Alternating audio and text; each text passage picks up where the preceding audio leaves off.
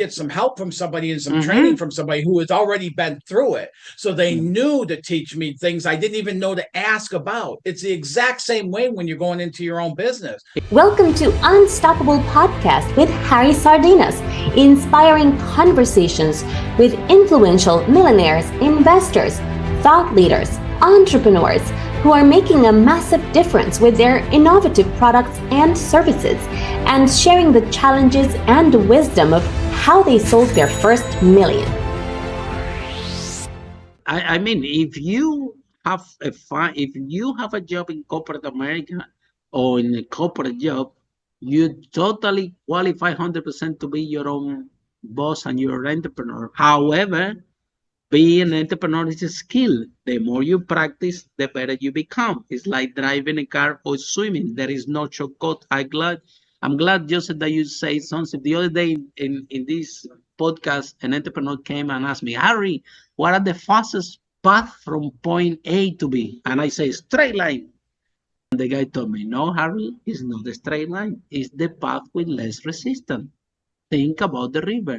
So developing the skill of the entrepreneur, this failing and trying again and again and again, well, this path of resistance, what is happening is you're developing the skill. You are learning how to swim, you're learning how to drive. However, do you know what is the path of less resistance?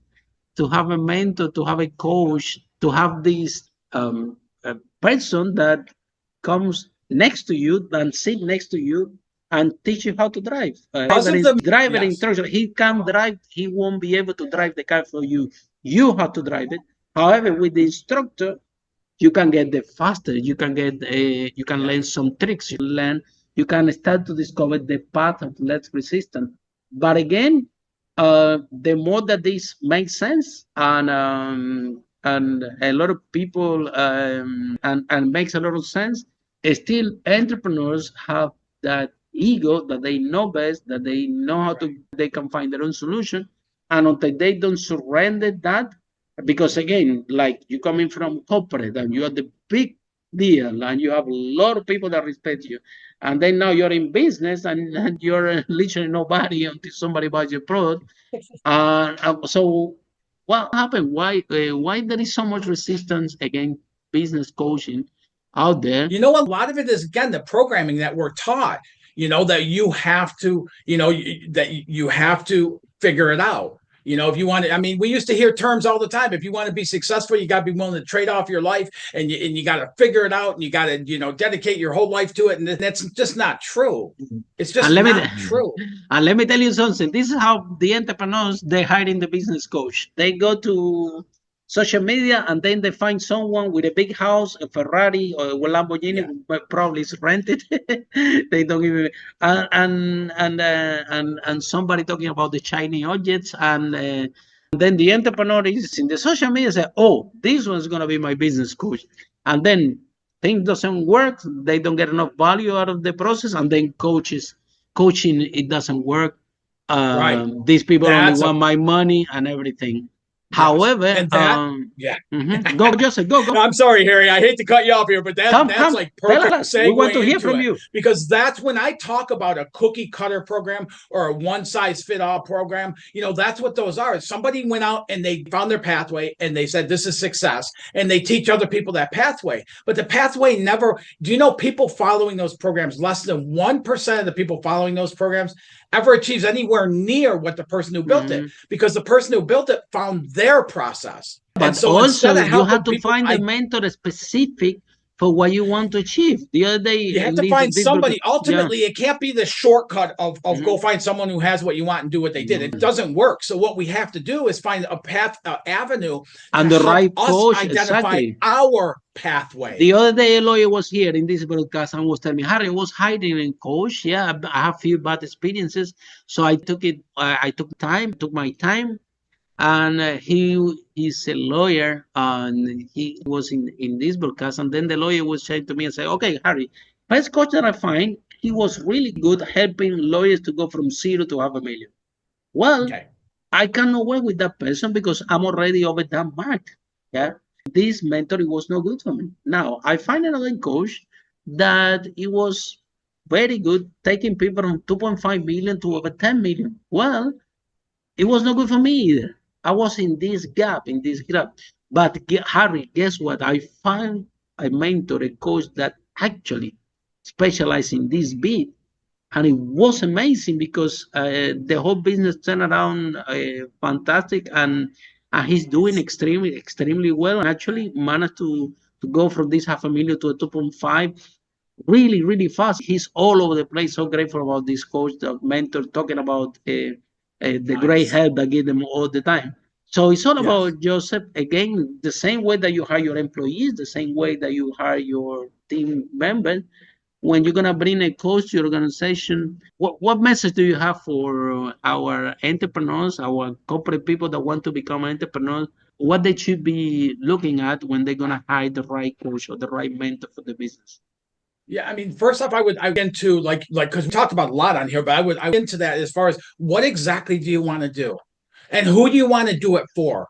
Who do you want to have as clients? Get clarity around that stuff, and then understand there's going to be a part of your process where you're going to be wearing a lot of hats. But also, you see, if you're in corporate, you want to become an entrepreneur, we be helpful is somebody that can guide you, have been in corporate and now is an entrepreneur. Absolutely. It will get to understand you, it will win your challenges. Now, I have a lot of clients who come to me and they say, okay, I'm going to quit my job and then start. And I don't suggest doing that. I suggest there being a little bit of a transition. Yes. When absolutely. I did this, I transitioned with 2 clients I was working with, and that was it. But gave me the evidence it was working. I could start building some with it and things like that. So I'm not. But what I do is we're going to get so busy in building your business that there's not going to be time for the corporate job anymore. Can have a business on the side. When I started, I was working in London as a room service attendant in the Hilton when I started my property business. And I actually find this job in the Hilton because regardless that was room service, is because in this place they were renting rooms. I have a renting, but I can rent rooms. So I say, whoa, what a better place to go and learn something about renting rooms than in the Hilton. And I go there and say, well, your English is not good, so you can work in the reception, but you know what? You can work in room service. I say, okay, I'll take it. Can I be in the hotel all the time and know everybody and everybody can teach me stuff? Yeah, of course. The room service guy have the key for the whole hotel and everybody had to talk to you. I say, okay, I'll take it. It was a great school for me, I had to say, the Hilton. It helped me a lot to learn about procedures and things, a lot that I actually, after applying in my business, did learn a lot. However, I was things you don't know to look out for. Yeah, exactly. So I find a job that I was learning skills and things that actually I'm gonna use in the business that I build in parallel. And then that's the other thing about mindset. I'm working about 4 a.m. going to work in the Hilton, prepare the breakfast and everything, and I have and then go and build the business. And one day I'm thinking that in the last 2 months, I have 2 rooms empty. And these 2 rooms empty, if I rent them, it was like £600 each. Yeah, and I think that in the Hilton, they pay me over £1,200 a month, £1,100 back then. And one day I say, oh, hold on a minute. How long is it going to take me to rent these 2 rooms? One day.